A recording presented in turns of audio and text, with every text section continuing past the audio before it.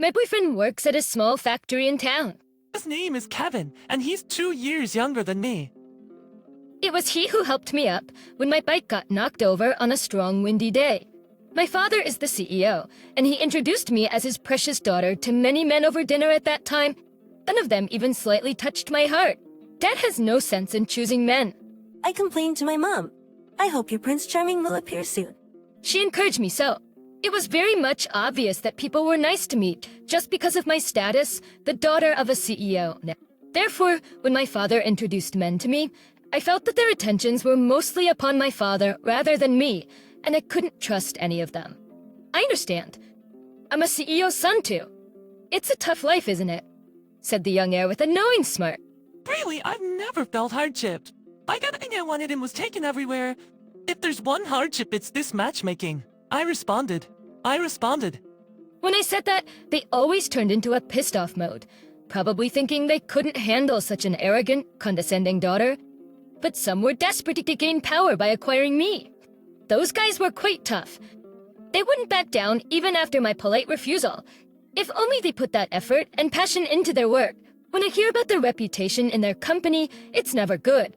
That's why I felt it was fate when I met Kevin. He didn't know my status or power. I believe his kindness and naturally helping out a person in need in front of him must surely be genuine. Here's your lunch, Kevin. Notice the diary. When lunchtime comes around, I sneak out of the office and deliver his lunchbox to the factory far away from my office. Isn't it a hassle? Your office is so far away. Less met more. No, it's fine. I'm happy to buy either. I bought my e-bike, which makes the travel easy. Plus, it's good for my diet. Where's your stein? I just hit charge Saturday. Every day, I've been getting a chauffeur to take me this far. Of course, I'm paying him out of my own pocket as a tip. It's all a secret. I'm supposedly just an ordinary employee at a small company cycling every day to deliver lunch. I'm keeping my status concealed because I want Kevin to always see me for who I am. By the way, are you free this weekend? All my senior coworkers gave me movie tickets. Bread buddies, Retributions. I miss her. Die Katmai. My heart leapt at the sudden date, and I arrived at the car parked about 10 minutes walk from the factory in no time. Welcome back, miss. You're in a good mood. I just set up a date for the weekend. Tres vanillas. Cast. As I buckled up, the car started moving. You park so far from the factory every day? Isn't it about time you revealed your identity? No, absolutely not. Yogis. I don't know how Cap did react if he found out I was riding in a luxury car with a chauffeur. I recalled a few of my matchmaking partners. Those guys who snort and breathe heavily, tucking too closely. Don't worry, Kevin will show you. Don't worry, Kevin will surely take good care of you, miss.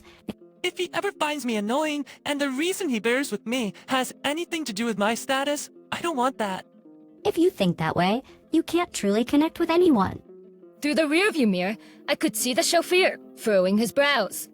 When I returned to the office and checked my planner, I had a family dinner scheduled for Saturday. It's no big deal. I can just say I have work. I hurriedly emailed Kevin that I'm free both Saturday and Sunday. Wait, that's not possible. When I told my family I couldn't make it for dinner, as the date was fixed for Saturday, my mom furrowed her brow. You know I've already made the reservation at the restaurant, right? Even the owner is looking forward to it. April, it's already just 2 days before the reservation. You can't just do such a last-minute cancellation. Anyway, we're having the dinner party on Saturday. I guy, what's goddess was trees? And also emphasize his point. Well, it's fine. Dinner is scheduled to start at 6 p.m. I can watch the movie in the morning, have lunch, and then wander around. There's plenty of time. All right, I'll contact you when I'm on my way to the restaurant. Why do Spidey plans always seem to pile up? I feel disheartened by my own bad luck. On the day of the date, I put on a tight skirt with a lot of gusto. Kevin and I have been dating for 6 months, but we've never even held hands. A kiss is out of the question. There have been several times when I tried to hold his hand, but he always quickly avoided it. He seems to be incredibly shy. Even though there's not much difference in age, I want to take the lead as the older one. But I'm also inexperienced in love. Sorry to keep you waiting. When I arrived at the meeting place 5 minutes early, Kevin was already waiting. Did you bike here today too? No, I didn't drive. I took the subway. I see it's down and show. I see. Must have been crowded, wasn't it, wasn't it? I couldn't even get a seat. Hey, chill. And subway weekends can be so frustrating. Ah! I said it even though I barely ever ride the subway. Ever since the chauffeur told me, every little lie I tell makes my chest hurt. If only I could just say it. Are you okay, T-Bertai? Ah, brainy! I just lost in thought. Like shoot a berry, sensibly, perhaps. As his anxious face peered into mine, I could see he was just my type. I see. The fishes are... You have a very serious look on your face. Let's go in. Push. When we stepped into our familiar movie theater, an incident occurred that forced me to confess my lie. April, what are you doing here? There's no housework. Of all things, Jake had also come to watch a movie. And I'm T-Stunnery. That we had work today. Upon learning of my lie, Kevin looked at his wristwatch. What should we do? That the movie is about to start. Should we do it another time? No, it's okay. It's all. I ain't doing homework. Jake seemed to realize we were a couple and said, "Hey there, boyfriend. We're having a family dinner tonight. You should definitely come." He blurted out. Jade, push penile sanity. If I did that, all my lies would be exposed. No, I can't introduce him to my family. Yeah, that's right. We just started dating. Kevin clearly looked disappointed. Oh no, that's not it. It's not that I don't want to introduce Kevin to my family. There's a complicated reason for this. The unspeakable reason is slowly choking me. Oh, come on, don't be so stiff. It's not a formal dinner. In fact, your parents will be thrilled to have April's boyfriend join us. I realized then that Jake was up to something bad. Whenever he was up to something, his nostrils would flare up, as they always have. Even so, I couldn't bear to see Kevin's sad face anymore, so I agreed to bring him to dinner. When I brought Kevin to the dinner party, my dad became noticeably displeased. It was understandable. After all, I had been rejecting all the suitors he had enthusiastically chosen for and introduced to me, and the one I brought was just a factory worker in a small town. So how much is your monthly income? Well, I'm asking this as I'm entrusting my precious daughter to you, so it's only right to ask, isn't it? Dad, please stop it. You can't stop it. I take home about $1,700 a month. My brother Jake choked on his tea, then glanced at Kevin and shrugged. Then two sticks bemoits. That's probably what he wanted to say, but for a small-town factory, he was actually getting decent pay. It may be less compared to a tycoon's son, but... Oh, you'll get tired of them eventually. Jim, miss me. It's that you and April are from different worlds, and not just in terms of your upbringings. Hindi batning. Fiolapper. Chinas? I don't care about that. I don't know what a person who bosses the chauffeur around every day is saying. Chauffeur. Both my dad and Jake only belittled him whenever they opened their mouths. Yet Kevin handled it gracefully. His resilience made me fall for him even more. Anyway, April is the CEO's daughter, so please take care of her. Or CEO's daughter. Enough of this conversation. You two are such a pain. By your side now. At me this right now. Let's go, Kevin, and stretch in the bars. I forcefully grabbed Kevin's hand and left the dinner party. About what they said earlier. On our way to the subway station, Kevin stopped walking and started asking.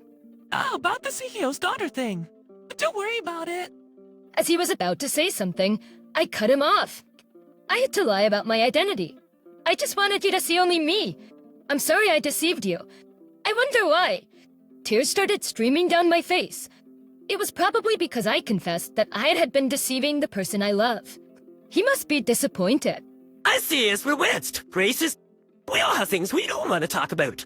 You haven't asked me much about myself either, which is part of why I'm comfortable around you. But there's something that I need to tell you too. But I still don't know how to put it into words. They can wait a bit. After seeing the way my dad and Jake behaved, he probably can't continue our relationship. As I headed home with a heavy heart, my dad and Jake rushed out to the porch looking pale. Bimbo about Kevin. Splash brats to prosper. My dad was sweating profusely, which rarely occurred. He kept wiping it off. Jake also looked serious. I ain't you got laser. You both ruined everything. I couldn't help raising my voice. While catching my breath, my dad continued. Do you know who Kevin really is? Who he really is? What is he talking about? I know more about it than Dad does. He's just a young man working at a factory in a small town. Nothing more, nothing less. I've seen him at work with my own eyes. Or maybe by who he really is, Dad means his background. But the truth is that he's the heir to our competitor. talk nonsense. He told me anything like that. Just then, Mom joined in. He might not even know himself yet. I was surprised when I saw his face. He looked just like my classmate. So I contacted him, and it turned out to be right. His father's company is overseas, so he was left with his grandparents since he was a child. It's kind of sad. They wanted him to come over after graduating from college, but he declined and is now working at an acquaintance's company. While April was listening to her mom's story with skepticism, her cell phone rang. Ow, there's an eye there. I went back to my room and pressed the call button. It's now a good time. I read me talk. Kevin was the son of our competitor. But as I had just heard from Mom, he was unhappy about being left with his grandparents since he was young and had decided not to take over his father's company. It's not that I was hiding it, but I couldn't bring myself to tell you. Kevin was crying on the other end of the phone. If Kevin changes his mind and takes over the company, I would end up marrying into our competitor. I shocked when I heard the name of the company. My dad used to mention it a lot. So was we. I never thought that the girl I randomly met would be the daughter of my father's business rival. Kevin is a very serious and straightforward person, so I believe he would do a great job if he were put in charge of the company. In fact, there's a possibility that he could even put our company in a difficult situation. With people who were never supposed to meet. That's not true. We're tragedy. No. I vehemently denied it. We might have been business rivals until now, but that's exactly why we should be able to do something together. There's a saying that a rival is the best friend.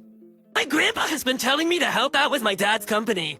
I got my current job at the factory thanks to my grandpa, but the owner is old and there's no successor, so it seems like it's gonna close next year. But you're gonna go overseas. Actually, I was thinking about it, but after meeting you, April, I didn't want to go. Well, How should I respond to his words? I don't want to ruin his future, but I also don't want him to go. April, let's get married. Byron, that's done. What? I know it's strange to say this over the phone, but I'll go over there and learn a lot. And when I come back to the US, let's get married. Why? Which Mabry dad? Even after my dad, and she said such horrible things to you. Were you disappointed? On the contrary, I felt fired up. I felt fired up.